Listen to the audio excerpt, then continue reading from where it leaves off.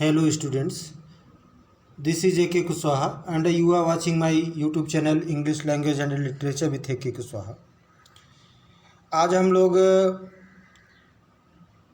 Torch bearers का second part का summary सारांश हिंदी में पढ़ेंगे, जिसे लिखा है W.M. रायबर्न। यह पाठ यूपी बोर्ड क्लास 10th का 5th चैप्टर है और ये इसका फर्स्ट पार्ट अगर आपने नहीं देखा है समरी, तो डिस्क्रिप्शन बॉक्स में लिंक पड़ा है, उसको जाकर देख लीजिएगा। और ये चैप्टर बोर्ड परीक्षा की दृष्टि से बहुत ही महत्वपूर्ण है।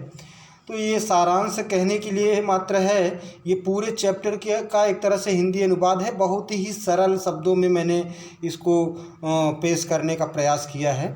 तो निश्चित रूप से अगर आप इसको सुन लेते हो तो निश्चित रूप से पूरा चैप्टर आपके समझ में आ जाएगा। आइए शुरू करें आज की हमारी video. Torch bearers part second, जिसे लिखा है W.M. रायबर्न। W.M. रायबर्न का पूरा नाम विलियम मॉर्टन रायबर्न था। William Morton Rayburn. तो अब शुरू करें कहानी। कहानी यह है कि गुरु नानक के बारे में कहानी कही जाती है कि वे अपने यात्रा के दौरान, ये गुरु नानक अपने यात्रा के दौरान वे एक गांव में आए। उनके साथ आप देख रहे होंगे उनका शिष्य मर्दाना भी है। तो मर्दाना भी उनके साथ एक गांव में आया। वे दोनों वहां रात भर रुकना चाहते थे, किंतु ग्रामीण इतने असभ्य और अशिष्ट थे कि वे उन्हें गांव में कहीं भी रुकने नहीं दिया। इसलिए गुरु नानक और मर्दाना मजबूर होकर खुले आसमान के नीचे रात गुजारे। सवेरा जब हुआ, जाने लगे गांव छोड़कर, तो गुरु नानक ने कहा मैं प्रार्थना करता हूं कि इस गांव के लोग हमेशा इसी गांव में बने रहें। इस बात पर मर्दाना कुछ परेशान तो हुआ, पर कुछ कहा नहीं। अगली रात वे एक दूसरे गांव पहुँचे, जहां उनका अलग प्रकार से स्वागत सत्कार किया गया। ग्रामीण वासियों ने उनका स्वागत किया, बड़े दयालुता से पेश आए, खाने के लिए भोजन और रहने के लिए स्थान दिया। सुबह में गुरु नानक जब उस गांव से जाने लगे तो कहा, मैं प्रार्थना करता हूं कि इस गांव के लोग अपने गांव में न रहें, बल्कि ये पूरे देश में फैल जाएं। अब मर्दाना से रहा नहीं गया। मर्दाना के लिए बात बहुत बड़ी हो गई। उसने विरोध किया। कहा, क्यों? आप उनके लिए भले की कामना करते हैं जो हमारे साथ बुरा बर्ताव किए, और जो हमारे साथ अच्छा बर्ताव किए उनके लिए दुर्भाग्य बुरे की कामना करते हैं। आपको तो गुरुजी ये प्रार्थना करनी चाहिए थी उन अशिष्ट ग्रामीण वासियों के लिए कि वे पूरे देश में फैल जाएं और ये अच्छे लोग आराम से वहीं रहें जहां पर वे हैं। गुरु नानक ने बात स्पष्ट किया। कहा, नहीं, यह उन अशिष्ट और स्वार्थी लोगों के लिए अधिक अच्छा है कि वे एक ही स्थान पर बने रहें। कम से कम एक ही जगह नुकसान होगा। यदि वे अन्य स्थानों पर जाते हैं तो पूरे देश में बुरा प्रभाव फैलेगा। अब ये अच्छे लोग जिनके साथ हमने पिछली रात गुजारी, ये इतने अच्छे हैं कि इन्हें एक स्थान पर नहीं छोड़ा जा सकता। इनके पास कुछ ऐसा है जिनकी ज़रूरत हर जगह है, हर किसी को है। उनका प्रभाव और उनका चरित्र दूसरों के लिए लाभदायक होगा। जहाँ वे जाएंगे उनके लिए, उन लोगों के लिए लाभदायक होगा। इसलिए उन्हें फैल जाना चाहिए, पूरे देश में फैल जाना चाहिए, ताकि अपने प्रकाश से वे अन्य स्थान को प्रकाशित कर सकें, अन्य स्थानों पर प्रकाश को ले जा सकें।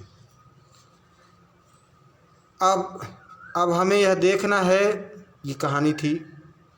कहानी से प्राप्त शिक्षा ये है कि हमें ये देखना है कि हम किस तरह के नागरिक बनते हैं, कि हम इस तरह के नागरिक बने कि लोग हमारे चरित्र और हमारे प्रभाव हमारे प्रकाश की उम्मीद करें। हम नहीं चाहते कि हमारा चरित्र इस प्रकार का हो कि लोग हमसे उम्मीद करें कि हम एक ही स्थान पर बने रहें और दूसरों से न मिलें। यदि हम अच्छे नागरिक बनते हैं तो हम अपने देश की सेवा कर सकेंगे जहाँ भी हम जाएं, और हम जहाँ भी रहें अपने साथ प्रकाश लेके जाएं, न कि अंधेरा। हमारा प्रभाव दूसरों पर अच्छा होना चाहिए, न कि बुरा। हमारा जीवन ऐसा होना चाहिए कि जहाँ कहीं हम जाएं, जहाँ कहीं हम रहें, दूसरे लोग हमारी वजह से अच्छे बन सकें। एक अच्छा नागरिक प्रकाश का केंद्र होता है। जहाँ वह रहता है, जो कुछ वह करता है, वह प्रकाश का केंद्र होता है। देश में जितने अधिक संख्या में अच्छे लोग होंगे, उतना ही ज़्यादा देश प्रकाशित होगा। हम में से प्रत्येक या तो हैं या तो होंगे अपने देश के नागरिक 18 वर्ष की उम्र के पश्चात। किंतु हमें अपने मन में बनाना चाहिए कि हम अच्छे नागरिक बनने जा रहे हैं या बुरे, यह सोचना चाहिए। हमें यह कल्पना करना चाहिए कि जब सभी लोग हमारी तरह करने लगेंगे तो हमारा देश कैसा होगा, अच्छा बनेगा या बुरा बनेगा। एक चेन उतनी ही मजबूत होती है जितनी उसकी सबसे कमज़ोर कड़ी।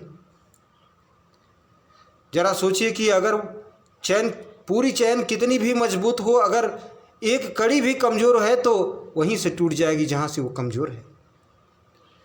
तो यदि हम कमज़ोर और गरीब होते हैं तो हमारा देश सफ़र करेगा, कष्ट झेलेगा।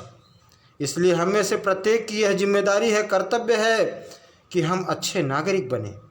हमें देखना चाहिए कि चेन की एक विशेष कड़ी कहीं से कमज़ोर न होने पाए। जब 1948 में लंदन में ओलंपिक गेम्स शुरू हुआ तो यूनान से एक मशाल लंदन ले जाई गई। यह मशाल धावकों के एक लंबी कतार के माध्यम से ले जाई गई। प्रत्येक धावक एक जलती हुई मशाल लेके एक निश्चित दूरी तक दौड़ता था। ये देखिए, मशाल धारक और उसके हाथ में जलती हुई मशाल दौड़ता था। जहाँ एक नया धावक, और दौड़ते दौड़ते वहाँ तक जाता था जहाँ एक नया धावक, देखिए नया धावक, उसका इंतज़ार कर रहा होता था। और तब उस जलती हुई मशाल से वह अपनी मशाल जलाता था और निश्चित दूरी तक तय करता था। इस प्रकार एक धावक से दूसरे धावक के माध्यम से मशाल लंदन तक पहुंचती थी और अंतिम मशाल से आग जलाई जाती थी, जो पूरे समय तक जलती थी। तब तक जलती थी जब तक गेम चलता रहता था, खेल चलता रहता था। यद्यपि ऐसी कोई दुर्घटना का जिक्र तो नहीं है कि कहीं पर कोई दुर्घटना हुई कि एक धावक जब दूसरे धावक को मशाल सौंप रहा हो तो उसने मशाल को बुझने दिया हो। किंतु अगर ऐसा हुआ होता तो जरा सोचिए वह कितना दुखी और शर्मिंदा हुआ होता। यह सोचकर कि उसने चेन को तोड़ दिया है। हम में से प्रत्येक जब हम स्कूल छोड़ते हैं तो हमारे पास एक मशाल होती है जिसे हमें दूसरों तक पहुंचाना होता है। हमें ज्ञान और निपुणता दी गई है, इसे हमें अपने देश की सेवा में दूसरों तक पहुंचाना है। यदि हम इनका उपयोग नहीं करते हैं तो इसका मतलब है कि हमने मशाल को बुझने दिया, और हम में से कोई ऐसा नहीं चाहता है। किंतु यदि हम उस मशाल को बुझने नहीं देना चाहते हैं तो हमें जानना चाहिए कि हम इसका कैसे ख्याल रखें और हम इसे किस तरह से पकड़ें। दूसरे शब्दों में कहें तो हमें अपने आप को